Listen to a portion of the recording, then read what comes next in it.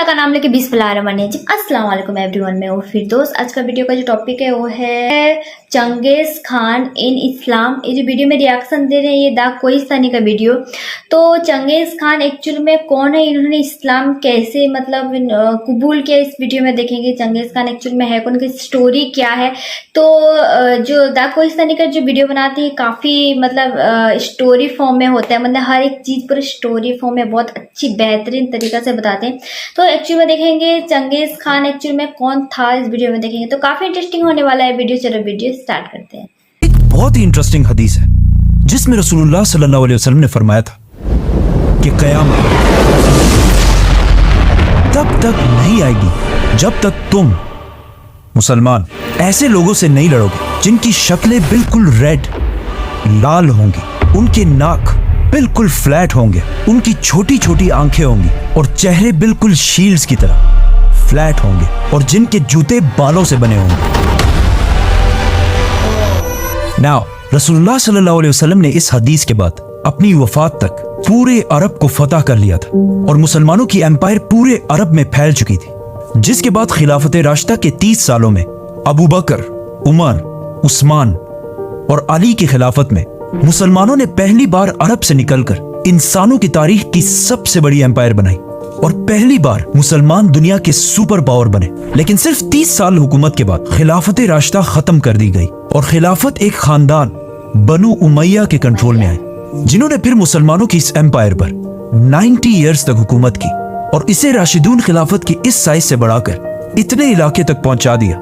उमैया खिलाफत ने इतने बड़े इलाके को तो फतह कर लिया था, लेकिन बनु उमैया की खिलाफत में एक बहुत बड़ा मसला था कि ये खिलाफत सिर्फ और सिर्फ अरबों की थी, जिसमें नॉन अरब लोगों की कोई हैसियत नहीं थी। इस हद तक अरब कि इतनी बड़ी एम्पायर के बावजूद अरब हमेशा इस पूरी एम्पायर में बाकी अवाम से बहुत कम मिलते थे और किसी नॉन अरब को अरब से शादी करना इम्पॉसिबल था। और बनु उमैया की गवर्नमेंट में सारे पोस्ट सिर्फ अरबों के पास थे। ये उसी तरह था जिस तरह आज यूएई और सऊदी में पाकिस्तानियों और इंडियंस को ट्रीट किया जाता है। इस सब से तंग आकर उमैया खिलाफत के खिलाफ उनके मुल्क के अंदर से ही बगावत हुई और एक और खानदान अब्बासियों ने खिलाफत संभाली, जो रसूलुल्लाह सल्लल्लाहु अलैहि वसल्लम के चचा हजरत अब्बास रज़ियल्लाहु तआला अन्हु की औलाद थे। अब अब्बासियों के टाइम पर ही मुसलमानों की ताकत अपनी पीक तक पहुंची, जिसे वेस्ट में इस्लामिक गोल्डन एज के नाम से जाना जाता है, जब बगदाद अब्बासी खिलाफत का कैपिटल दुनिया की सबसे ताकतवर सिटी थी। अब्बासी खिलाफत ने दुनिया की सुपर पावर होने के साथ साथ एक बहुत ही यूनिक काम किया कि उन्होंने अपने कैपिटल बगदाद के अंदर दुनिया की सबसे बड़ी लाइब्रेरी बनाई, जिसे हाउस ऑफ विजडम कहा जाता था। और इस लाइब्रेरी को दुनिया की बेहतरीन किताबों, स्टोरीज और पोइट्री से भर दिया, जिसकी वजह से दुनिया के सारे इंटेलेक्चुअल लोग, साइंटिस्ट, पोइट्स, आर्टिस्ट्स सब अपने इलाके छोड़कर यहाँ इस सिटी में जमा होने लगे। अब्बासी खलीफा ने इस हाउस ऑफ विजडम में एक पोर्शन ट्रांसलेशन के लिए बनाया, ताकि यहाँ पर लोग बैठकर दुनिया के पुराने अजीम लोगों की राइटिंग्स को अरबी जबान में ट्रांसलेट कर सकें। और जब ये ट्रांसलेशन शुरू हुई तो आहिस्ता आहिस्ता अरबी जबान दुनिया की सबसे ताकतवर जबान बनने लगी, जिस तरह आज इंग्लिश जबान है।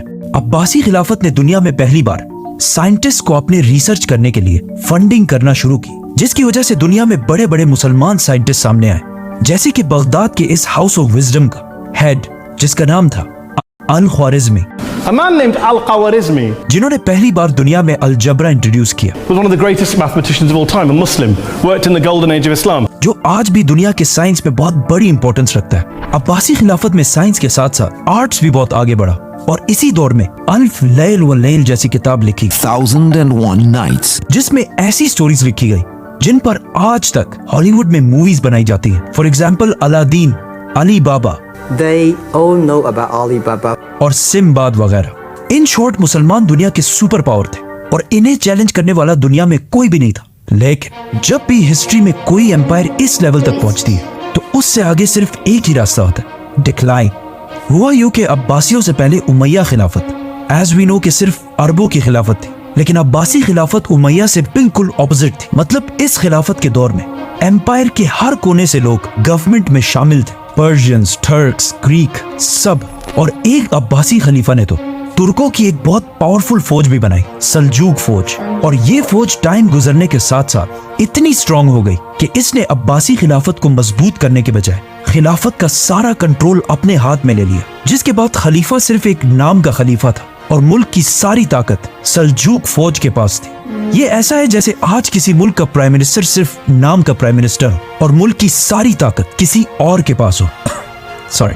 सल्जूक फौज के कंट्रोल के बाद इसी फौज की वजह से आहिस्ता आहिस्ता अब्बासी खिलाफत कमजोर होती गई और उनकी इस इतनी बड़ी एम्पायर में हर तरफ बगावतें स्टार्ट होने लगी, जिससे आखिर ये इतनी बड़ी एम्पायर छोटे छोटे हिस्सों में डिवाइड हो गई, जिसकी वजह से मुसलमानों के हाथ से पहली बार फलस्तीन छीन लिया गया। इस सबसे बहुत साल पहले पहली खिलाफत में जब हजरत उमर रज़ियल्लाहु तआला अन्हु इन सारे इलाकों को फतह कर रहे थे तो उन्होंने क्रिश्चियंस की सबसे होली सिटी जेरूसलम को भी फतह कर लिया था। उसके बाद अगले 450 साल तक किसी की भी हिम्मत नहीं हुई थी कि वो फलस्तीन मुसलमानों से ले सके। लेकिन जब अब्बासी खिलाफत कमजोर हो गई और मुसलमान बहुत छोटे हिस्सों में डिवाइड हो गए तो इस टाइम का यूरोप के क्रिश्चियंस ने फुल फायदा उठाया और यरूशलेम फलस्तीन को मुसलमानों के हाथ से छुड़ाने के लिए एक बहुत बड़ी जंग स्टार्ट की, द क्रूसेड्स।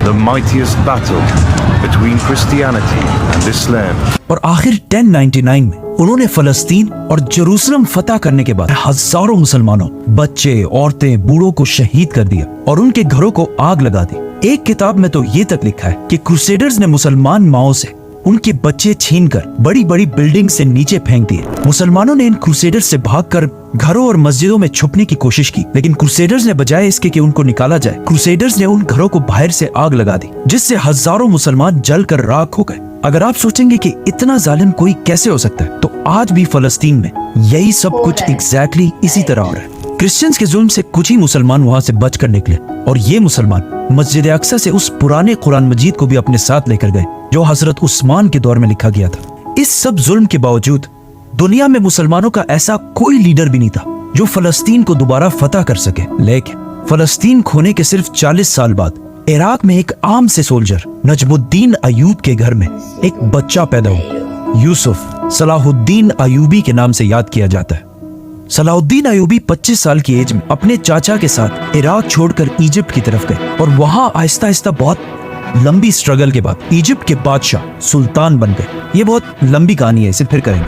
अब जब यहाँ इजिप्ट में सलाहुद्दीन अयूबी इजिप्ट के बादशाह बनने की तरफ जा रहे थे तो इसी दौरान यहाँ से बहुत दूर मंगोलिया में एक छोटे से गांव के एक छोटे से कबीले के सरदार के घर में भी एक बच्चा पैदा हुआ जिसका नाम था Temujin Genghis Khan. Yes, Salahuddin और चंगेज खान एक ही दौर में जिंदा थे।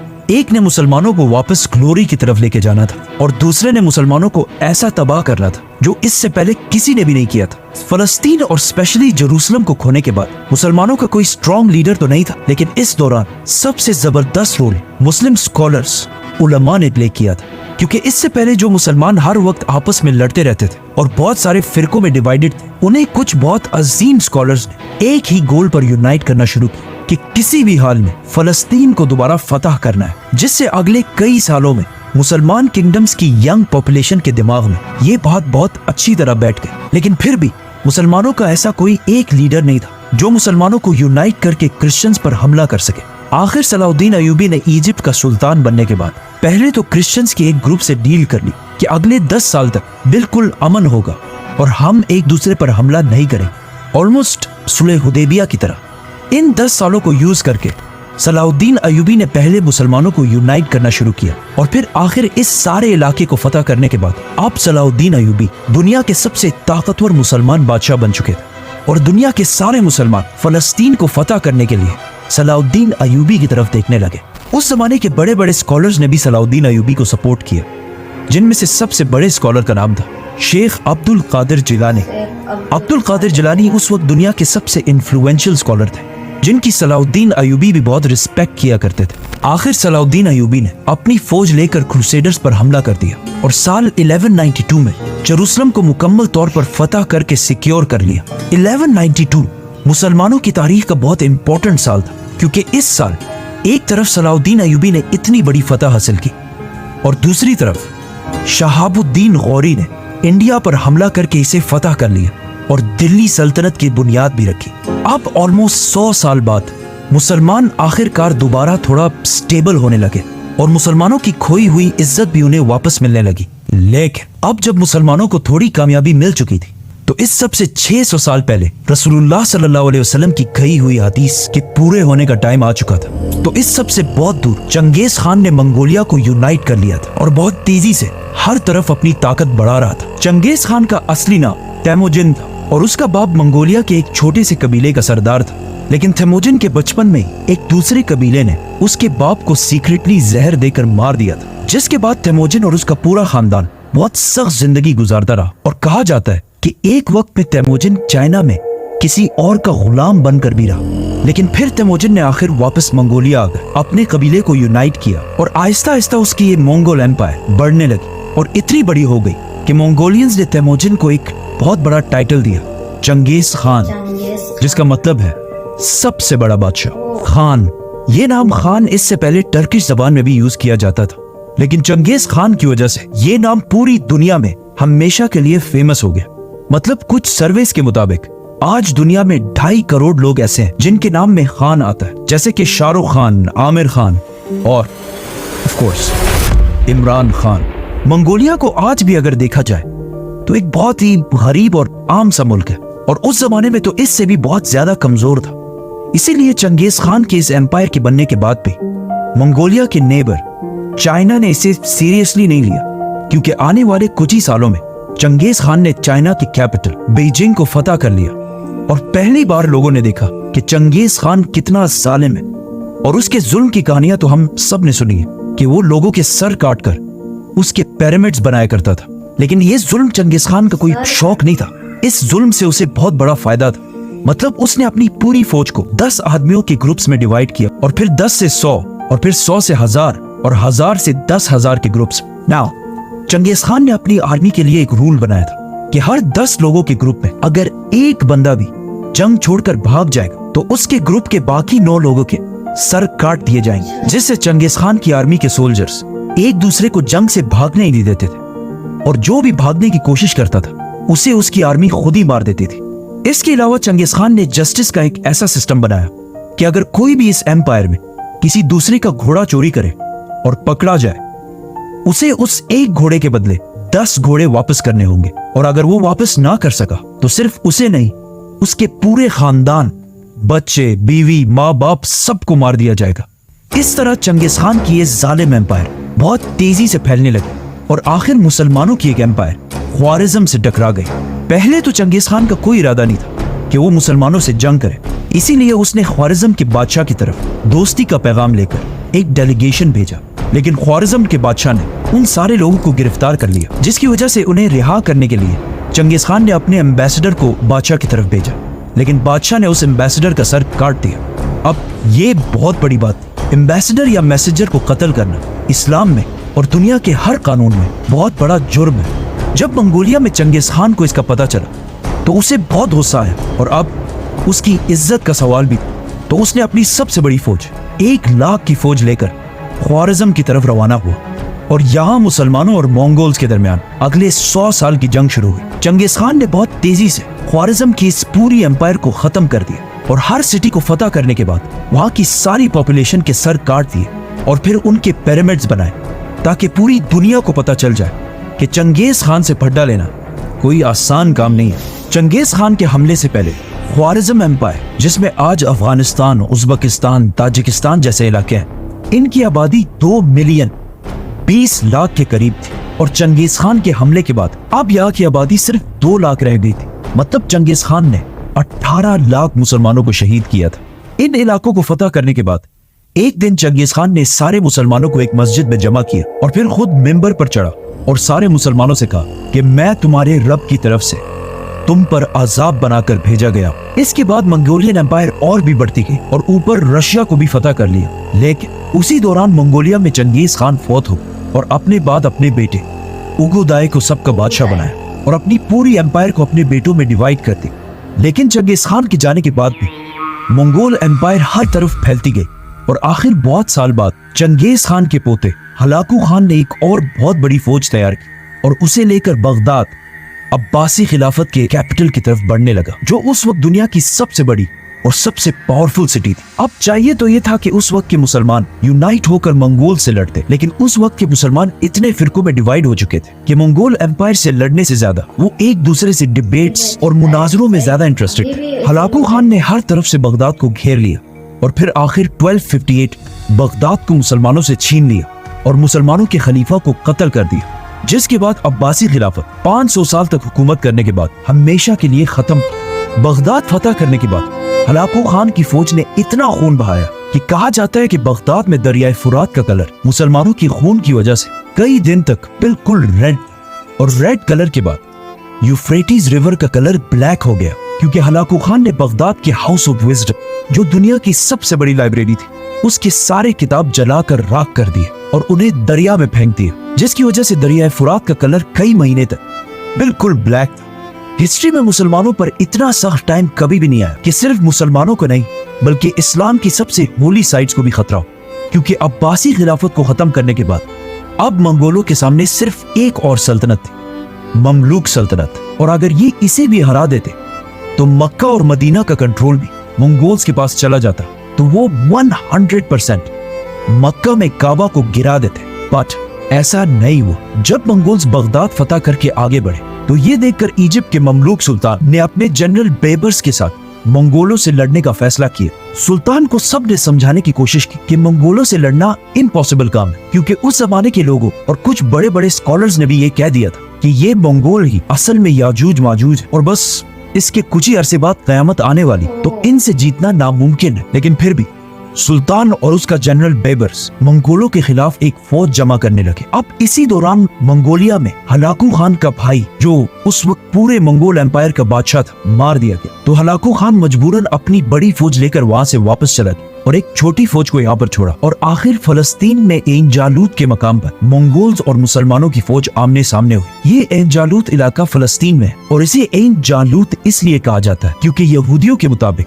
ये वही एग्जैक्ट जगह है जहाँ पर इससे हजारों साल पहले दाऊद अलैहिस्सलाम ने एक बहुत बड़े वॉरियर जालूत को हराया था। और अगेन अब हजारों साल बाद यहाँ एग्जैक्टली ऐसा ही हुआ कि कमजोर मुसलमानों ने पहली बार द ग्रेट मंगोल एम्पायर को बहुत बुरी तरह हरा दिया और मंगोल एम्पायर की एक्सपेंशन को हमेशा के लिए रोक दिया।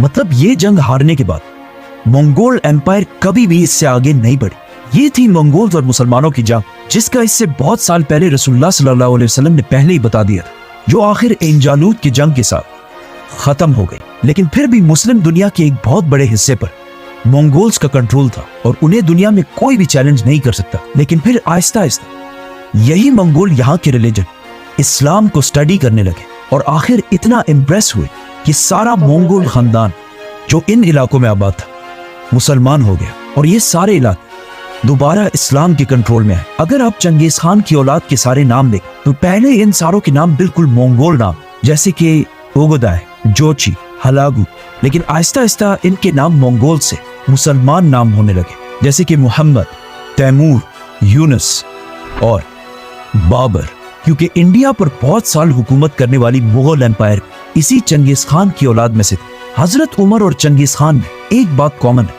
कि इन्होंने अपने जमाने की सबसे बड़ी और सबसे ताकतवर एम्पायर्स बनाए थे। लेकिन इन दोनों एम्पायर्स में एक बहुत बड़ा डिफरेंस है कि आज चंगेज खान को सिर्फ एक जालिम के तौर पर याद किया जाता है, लेकिन हजरत उमर को पूरी दुनिया एक ग्रेट लीडर मानती है। सब्सक्राइब। जैसे कि मतलब चंगेज खान एक्चुअल में कौन थे इस वीडियो में बताया है इन्होंने, पूरा इनका पूरा स्टोरी बताया है। मतलब इनका वजह से मतलब पहला कौन सा मतलब जनरेशन आया, फिर इनके थ्रू से कितना जनरेशन आया, और इन्होंने मतलब जैसे कि पहले तो इस्लाम कबूल नहीं किया था, ठीक है, तो इनका नाम एक्चुअली में पूरा मतलब यहूदी, जो यहूदी लोग होते हैं उनका जैसा नाम होता है, ठीक है, वैसे ही टाइप का उनका पहले नाम था। लेकिन उनके जब से मतलब इस्लाम कबूल किया तो इनका नाम हो गया चंगेज खान, तब से होके चल रहा है, ठीक है। तो इस वीडियो में काफ़ी इन्फॉर्मेशन वीडियो था, तो आई होप आपको भी स्टोरी बहुत बहुत ज़्यादा अच्छा लगा। अगर वीडियो अच्छा लगे तो चैनल को सब्सक्राइब कर देना, वीडियो को लाइक कर देना। अस्सलाम वालेकुम।